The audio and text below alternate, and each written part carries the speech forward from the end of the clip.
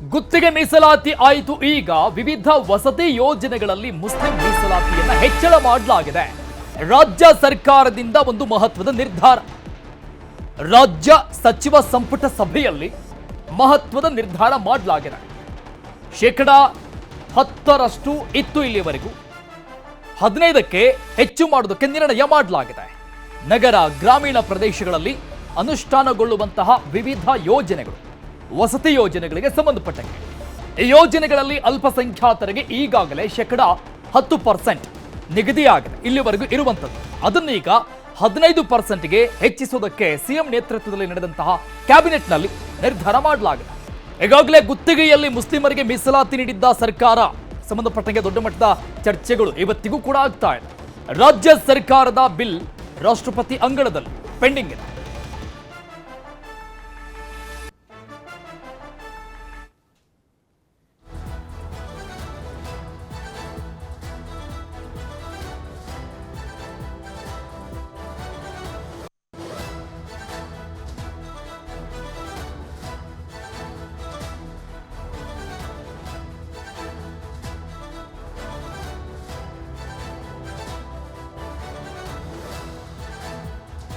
ರಾಜ್ಯದಲ್ಲಿ ಮತ್ತೆ ಮುಸ್ಲಿಂ ಮೀಸಲಾತಿ ಹೆಚ್ಚಳ.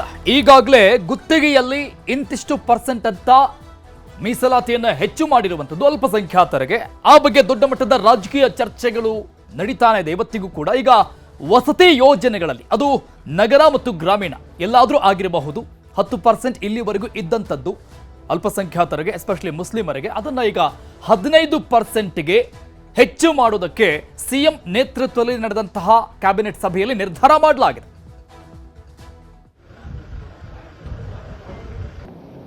ವಸತಿ ಇಲಾಖೆಯವರು ತಂದಿದ್ದಂಥ ರಾಜ್ಯಾದ್ಯಂತ ನಗರ ಮತ್ತು ಗ್ರಾಮೀಣ ಪ್ರದೇಶಗಳಲ್ಲಿ ವಸತಿ ಇಲಾಖೆಯಿಂದ ಅನುಷ್ಠಾನಗೊಳಿಸಲಾಗುವ ವಿವಿಧ ವಸತಿ ಯೋಜನೆಯಡಿ ನಿಗದಿಪಡಿಸುವ ಗುರಿಯಲ್ಲಿ ಅಲ್ಪಸಂಖ್ಯಾತ ಸಮುದಾಯದವರಿಗೆ ನಿಗದಿಪಡಿಸಿರ್ತಕ್ಕಂಥ 10% ಬದಲು ಮೀಸಲಾತಿಯನ್ನು 15ಕ್ಕೆ ಹೆಚ್ಚಿಸುವ ನಿರ್ಣಯವನ್ನು ರಾಜ್ಯ ಸರ್ಕಾರ ಇವತ್ತು ತೆಗೆದುಕೊಂಡಿದೆ.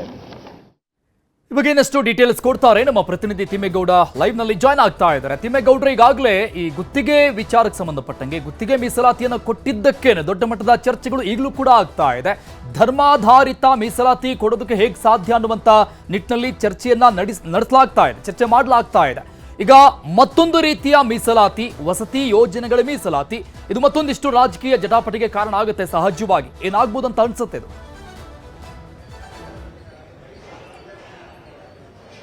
100ಕ್ಕೆ 100 ಇದು ಜಟಾಪಟಿಗೆ ಕಾರಣವಾಗುತ್ತೆ. ಯಾಕಂತ ಹೇಳಿದ್ರೆ ಇದೊಂದು ರೀತಿ ವಿಪಕ್ಷಗಳಿಗೆ ಒಂದು ರೀತಿ ಬ್ರಹ್ಮಾಸ್ತ್ರ ಸಿಕ್ಕಂತೆ.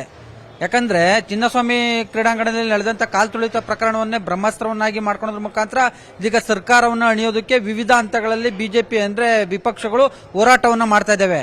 ಇದೀಗ ಧರ್ಮಾಧಾರಿತವಾದಂತಹ ಮತ್ತೊಂದು ಮೀಸಲಾತಿಯನ್ನು ಕೊಡೋದಕ್ಕೆ ರಾಜ್ಯ ಸರ್ಕಾರ ಮುಂದಾಗಿರುವಂತದ್ದು ಏನು, ಇದೀಗ ಈ ಒಂದು ಏನಿದೆ ವಸತಿ ಯೋಜನೆಯಡಿ ಇರ್ತಕ್ಕಂಥ ಅಂದ್ರೆ ನಿವೇಶನ ಹಂಚಿಕೆ ಆಗಿರ್ಬೋದು, ವಸತಿ ಮನೆಗಳ ಹಂಚಿಕೆ ಆಗಿರ್ಬೋದು, ಅದರಲ್ಲಿ ಇರ್ತಕ್ಕಂಥ ಅಂದ್ರೆ ಅಲ್ಪಸಂಖ್ಯಾತ ಸಮುದಾಯಕ್ಕೆ ನಿಗದಿಪಡಿಸಿರ್ತಕ್ಕಂಥ 10% ಮೀಸಲಾತಿಯನ್ನ ಇದೀಗ 15%ಗೆ ಏರಿಕೆ ಮಾಡೋದಕ್ಕೆ ಇವತ್ತಿನ ಸಚಿವ ಸಂಪುಟ ಸಭೆ ನಿರ್ಣಯವನ್ನ ಕೈಗೊಂಡಿರ್ತಕ್ಕಂಥದ್ದು. ಸೊ ಹೀಗಾಗಿ ಸಚಿವ ಸಂಪುಟದ ಈ ಒಂದು ನಿರ್ಣಯ ಇದೀಗ ವಿಪಕ್ಷಗಳ ಒಂದು ಆಕ್ರೋಶಕ್ಕೂ ಕೂಡ ಗುರಿಯಾಗಿರುವಂತದ್ದು. ಮತ್ತೊಂದು ಕಡೆಯಾಗಿ ಏನು ಸಾರ್ವಜನಿಕವಾಗಿ ಒಂದು ರೀತಿ ಟೀಕೆಗಳಿಗೂ ಕೂಡ ಎದುರಾಗಬಹುದು ಅನ್ನುವಂತ ಒಂದು ಚರ್ಚೆಯೂ ಕೂಡ ಶುರುವಾಗಿರ್ತಕ್ಕಂಥದ್ದು.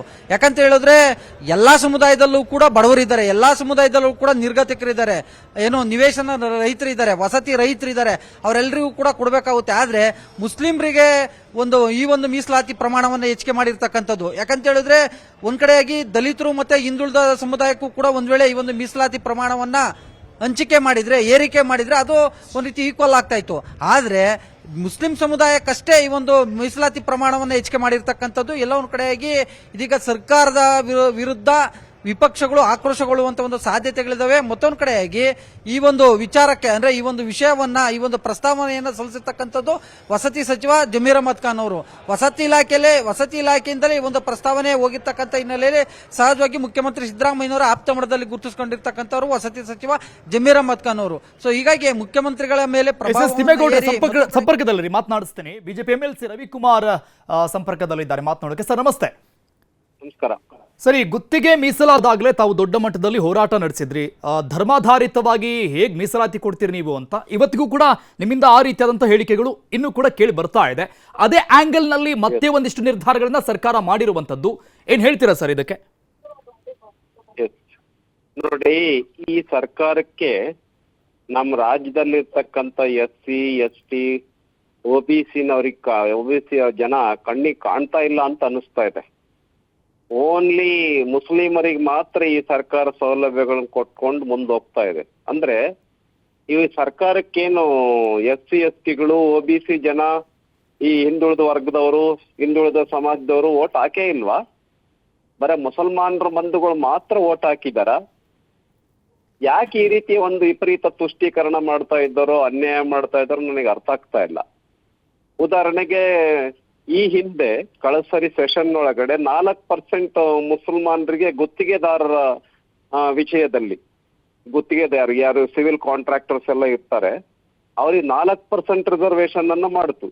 ಈಗ ವಸತಿ ಯೋಜನೆಯಲ್ಲಿ, ಮನೆ ಕಟ್ಟಿಕೊಡುವಂತ ಯೋಜನೆಯಲ್ಲಿ ಮನೆಗಳಿಗೆ ಮೀಸಲಾತಿ ಕೊಡ್ತಕ್ಕಂಥ ವಿಷಯದಲ್ಲಿ 10ರಿಂದ 15% ಹೆಚ್ಚು ಮಾಡಿದ್ದಾರೆ.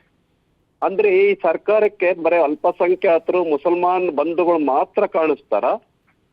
ಇನ್ನ OBCನ ಯಾರೋ ಕಾಡುಗೊಲ್ಲರು ಇರ್ತಕ್ಕಂಥದ್ದು ಇರ್ಬೋದು, ಈ ಗಂಗಾಮತ, ಬೆಸ್ತ, ಕಬ್ಬೇರ್ ಸಮಾಜ ಇರ್ತಕ್ಕಂಥದ್ದು ಇರ್ಬೋದು, ಮರಾಠ ಸಮಾಜ ಇರ್ತಕ್ಕಂಥದ್ದು ಇರ್ಬೋದು, SC ST ಸಮುದಾಯಗಳು ಇರ್ತಕ್ಕಂಥದ್ದು ಇರ್ಬೋದು, ಅಲೆಮಾರಿ ಸಮುದಾಯದವರು, ಇವರಿಗೆ ಕಣ್ಣಿಗೆ ಕಾಣ್ತಾ ಇಲ್ವಾ? ಇದು ಘೋರ ಅನ್ಯಾಯ. ಇದು ಈ ಸಿದ್ದರಾಮಯ್ಯ ಸರ್ಕಾರ ಮಾಡ್ತಾ ಇರ್ತಕ್ಕಂಥದ್ದು. ಇದನ್ನ ಭಾರತೀಯ ಜನತಾ ಪಾರ್ಟಿ ಖಂಡಿಸುತ್ತೆ, ವಾಪಸ್ ತೆಗೆದುಕೊಳ್ಬೇಕು ಅಂತೇಳಿ ಈ ಸಂದರ್ಭದಲ್ಲಿ ನಾನು ಆಗ್ರಹ ಪಡಿಸ್ತೇನೆ. ಸರ್, ಈಗ 5% ಜಾಸ್ತಿ ಮಾಡ್ತಿದ್ದಾರಲ್ಲ, ಯಾವ ಸಮುದಾಯಗಳಿಗೆ ಹೊಡೆತ ಬೀಳುತ್ತೆ ಅಂತ ಅನ್ಸುತ್ತೆ? ಯಾರದಕ್ಕಿತ್ ಯಾರಿಗೆ ಕೊಡ್ತಾ ಇದ್ದಾರೆ ಇವ್ರೀಗ? ಅಲ್ಲ, ಅಲ್ಪಸಂಖ್ಯಾತ ನೋಡಿ, OBC ಇಂದನೇ ಕಿತ್ಕೊಡ್ಬೇಕು. ಓಕೆ, ಬೇರೆ ಇನ್ಯಾರಿಗೆ ಕೊಡ್ತಾರೆ? ಎಲ್ಲಿದೆ ಕೊಡಕ್ ಬೇರೆ? OBC ಇಂದನೇ ಕೊಡ್ತಾರೆ. ಓಕೆ, ಇದರಿಂದ ನೇರವಾಗಿ ಹಿಂದುಳಿದಿರ್ತಕ್ಕಂಥವ್ರಿಗೆ ಏಟು ಬೀಳುತ್ತೆ. ಓಕೆ, ಆದ್ರಿಂದ ಇದು ಮಾಡ್ತಕ್ಕಂಥದ್ದು ಸರಿಯಲ್ಲ. ಈ ಹಿಂದೆ ಈಗ ಉದಾಹರಣೆಗೆ ಗುತ್ತಿಗೆದಾರರಿಗೆ 4% ಕೊಟ್ರು. ಯಾರಿಗೆ? OBC ಅವರಿಗೆ ಏಟು ಬಿತ್ತು, SC ST ಏಟು ಬಿತ್ತದು. ಹೌದು. ಹಾಗಾಗಿ ಈ ಸರ್ಕಾರ ಏನಿದೆ, ಓಕೆ, ಅಲ್ಪಸಂಖ್ಯಾತರು ಮುಸಲ್ಮಾನರು ಕಾಂಗ್ರೆಸ್ಗೆ ಓಟ್ ಹಾಕಿದ್ದಾರೆ, ನಾನು ಇಲ್ಲ ಅಂತ ಹೇಳ್ತಾ ಇಲ್ಲ. ರವಿಕುಮಾರ್ ಸರ್, ಈಗ ಗುತ್ತಿಗೆ ಮೀಸಲಾತಿ ಕೊಟ್ಟಂತ ಸಂದರ್ಭದಲ್ಲಿ ಸರ್ಕಾರ ಡಿಫೆಂಡ್ ಮಾಡ್ಕೊಂಡಿತ್ತು ಅದನ್ನ. ಅಂದ್ರೆ ಅಲ್ಪಸಂಖ್ಯಾತರು ಅಂದ್ರೆ ನಿಮಗೆ ಕೇವಲ ಮುಸ್ಲಿಂರಷ್ಟೇ ಯಾಕೆ ಕಾಣಿಸ್ತಾರೆ, ಬೇರೆ ಬೇರೆದವ್ರು ಇಲ್ವಾ, ಅವ್ರಿಗೂ ಇರುತ್ತೆ ಇದು ಅಂತ. ಈಗಲೂ ಅದನ್ನೇ ಅದೇ ರೀತಿಯಾಗಿ ಡಿಫೆನ್ಸ್ ಮಾಡ್ಕೊಳ್ತಾರ ಅಂತ? ಅದನ್ನೇ ಮುಂದುವರಿಸಿದಾರೆ ಇವರು. ಈಗ ಮತ್ತೆ ಈಗ ಉದಾಹರಣೆಗೆ ಪೆಂಡಿಂಗ್ ಇದೆ ರಾಷ್ಟ್ರಪತಿ ಭವನದಲ್ಲಿ. ಓಕೆ, 4% ರಿಸರ್ವೇಶನ್ ಅಂತಕ್ಕಂಥದ್ದು. ಈಗ ಮತ್ತೆ ಇದು ಹೋಗುತ್ತೆ, ಏನಾಗುತ್ತೆ ನೋಡೋಣ.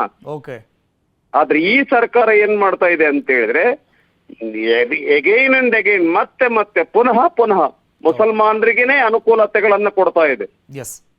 ಇದು ಖಂಡಿತ ಸರಿಯಲ್ಲ. SC ST OBCನವರು ಇದರಿಂದ ಬಹಳ ವಂಚಿತರಾಗ್ತಾರೆ, ಶೋಷಣೆಗೊಳಗಾಗ್ತಾರೆ. ಮೊದ್ಲೇ ಈ ಸರ್ಕಾರ ಏನೋ ಅನುದಾನ ಕೊಡ್ತಾ ಇಲ್ಲ, ಎಲ್ಲ ಅನುಕೂಲತೆಗಳನ್ನು ನಿಲ್ಲಿಸ್ಬಿಟ್ಟಿದೆ, ಅಭಿವೃದ್ಧಿ ಯೋಜನೆಗಳು ಸ್ಥಗಿತ ಆಗಿದಾವೆ. ಇನ್ನು ಉಳಿದಿರೋದ್ರಲ್ಲೂ ರಿಸರ್ವೇಶನ್ ಈ ತರ ಅಲ್ಪಸಂಖ್ಯಾತರಿಗೆ ಮುಸಲ್ಮಾನರಿಗೆ ಕೊಡ್ತಾ ಹೋದ್ರೆ ಹಿಂದೂಗಳು ಎಲ್ಲೋಗ್ಬೇಕು? ಓಕೆ ಸರ್, ಬಡವರು, ದಲಿತ ವರ್ಗದವರು, ಮತ್ತೆ OBC ಅವರು ಎಲ್ಲ ಎಲ್ಲೋಗ್ಬೇಕು? ಸೊ ಇದ್ರ ವಿರುದ್ಧ ಹೋರಾಟ ಇರುತ್ತೆ ತಮ್ದು? ಮಾಡ್ತೀವಿ, ನಾವು ಬಿಡೋದಿಲ್ಲ ಇದನ್ನ. Okay, thank you sir, thank you news ಸರಿನ್ ಜೊತೆ ಮಾತನಾಡಿದಕ್ಕೆ. ಈ ವಿಚಾರಕ್ಕೆ ಸಂಬಂಧಪಟ್ಟಂಗೆ DK ಶಿವಕುಮಾರ್ ಮಾತನಾಡಿದ್ದಾರೆ, ಕೇಳಿಸಿ. ಏನ ನೋಡಿ, ಅರ್ಬನ್ಗಳಲ್ಲಿ ಮೈನಾರಿಟಿ ಪಾಪ್ಯುಲೇಷನ್ ಜಾಸ್ತಿ ಇದೆ. ಮೊದಲು 10% ಇತ್ತು, ಮನೆಗಳೆಲ್ಲ ಖಾಲಿ ಉಳ್ಕೊಳ್ತಾ ಇತ್ತು. ಅದಕ್ಕೆ ದುಡ್ಡು ಕಟ್ಟಬೇಕು, ಅದಕ್ಕೆ 1% ಇದೆ. ಸೆಂಟ್ರಲ್ ಗೌರ್ಮೆಂಟ್ ಕೊಡ್ತಾ ಇರೋ ದುಡ್ಡು ಬಹಳ ಕಡಿಮೆ. ನಾವು ಮಿಕ್ಕಿದ್ ಮಾಡಿ ಕಟ್ಟಿದೀವಿ. ಎಷ್ಟೋ ಕಡೆ ಬಿಲ್ಡಿಂಗ್ಗಳು, ಕಟ್ಟಿರೋ ಬಿಲ್ಡಿಂಗು ಖಾಲಿ ಇದೆ. ಆ ದೃಷ್ಟಿಯಿಂದ ಮೈನಾರಿಟಿ ಪಾಪ್ಯುಲೇಷನ್ ಜಾಸ್ತಿ ಇರೋದ್ರಿಂದ ಅಟ್ಲೀಸ್ಟ್ ಅವ್ರಿಗಾರು ಆಪರ್ಚುನಿಟಿ ಕೊಟ್ಬಿಟ್ಟು ಅವರೆಲ್ಲ ಮನೇಲಿ ಸೇರಿಸ್ಕೊಳ್ಳಿ ಅನ್ನೋ ದೃಷ್ಟಿಯಿಂದ ನಾವು ಪ್ರಪೋಸಲ್ನ 5% ಇದ್ದ 10% ಇದ್ದ 15% ಮಾಡಿದ್ವಿ.